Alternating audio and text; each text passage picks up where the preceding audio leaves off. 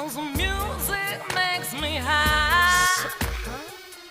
If I only got one more night, I'm gonna leave out What loud up, what up, goodbye. what up? It's your boy Mr. Von, Mr. Von Channel Sweatbox. We back, we live, we active here on the channel. Yes, indeed. Welcome back. And this is my review for The Witcher episodes 1 through 4. Yeah, the first half of the season.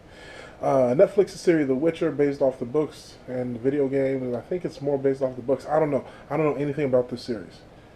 I knew the games existed. I've never played the games. I knew the books existed. Never read the books, but they got my man Henry Cavill to play Geralt of Rivert. I think that's how you say it. And I was into it. I saw a couple trailers. It looked pretty decent.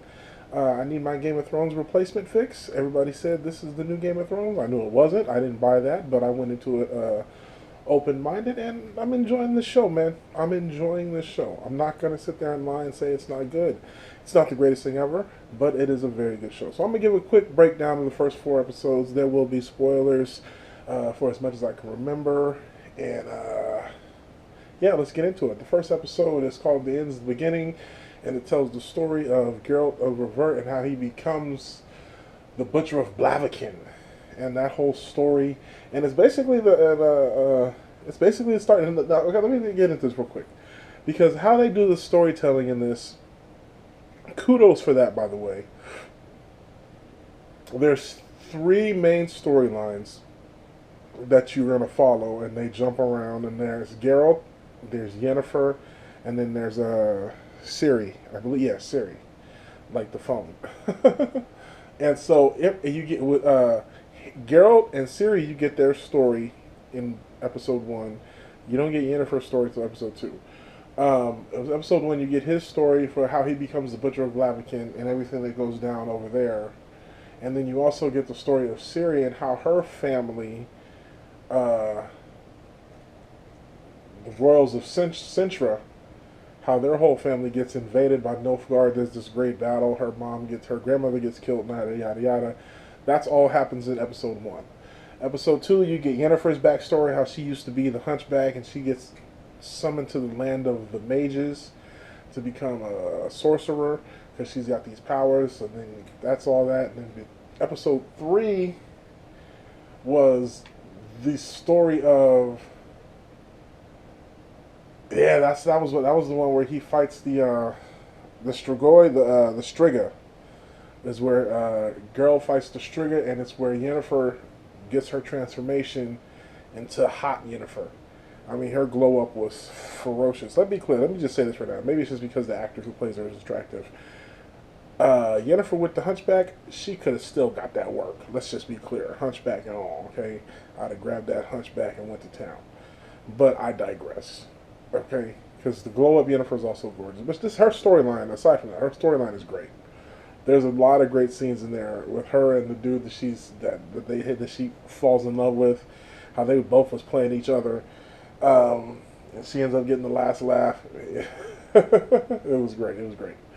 And so then episode 4 is where we get a lot of backstory and things really start to come into focus as far as how they're telling the story, because episode 4 is the story of Geralt, where he goes to Cintra on the day of the queen's daughter's wedding, and a whole bunch of crazy stuff happens. I'm not going to get into all of it. This is it's spoilers, but it ain't that much spoilers, just because I don't feel like there's a lot happening. But the things that happened there were huge. It was a huge event. I'm glad they did it like that. And then not by the end of that episode, but it was towards the end of episode 3, because I started to recognize different characters, and I was like, oh, so not only is there 3 different stories, not only are we following 3 different characters, there's 3 different timelines. And as you get to understand, these timelines is years apart. And so that's good to know. But and it took a little while. So that's why the first couple episodes, they seem really choppy, but they're great. I mean, they're great episodes, but and obviously just so with any new show, you're trying to figure out what's going on. But then if you're smart, like I guess I'm smarter than most, I don't know, because I figured it out by episode 3. By about halfway through episode 3, I figured out, oh, okay, there's 3 different timelines. It's not just 3 different stories, there's 3 different timelines. And then episode 4 is the culmination of the first half of the season with the reveal of the what was it called?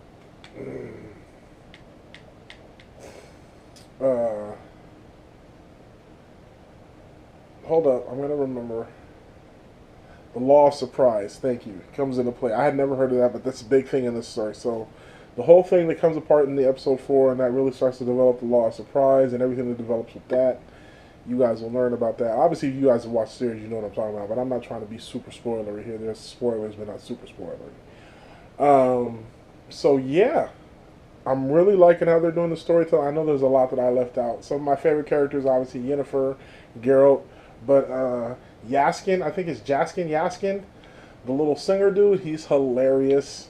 The sorcerer dude for Sintra, I don't remember his name, but he's a dope character. And yeah, man, some really good characters. I like this show. I'm liking it, and I recommend it. I'm not through with it yet. When I get done with it, I'll come back with the second half report, and I'll bring it to you like that. So, what are your thoughts on The Witcher, the first 4 episodes, and so far? What have you guys thought? Let me know in the comments below. And as usual, of course, make sure you like, share, and subscribe.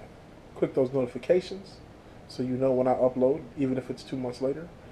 But until next time, you know how we do. We so futuristic on this Peace. one. 100 y'all. So faded on a track like this, 'cause the music makes me high. And if I only got one more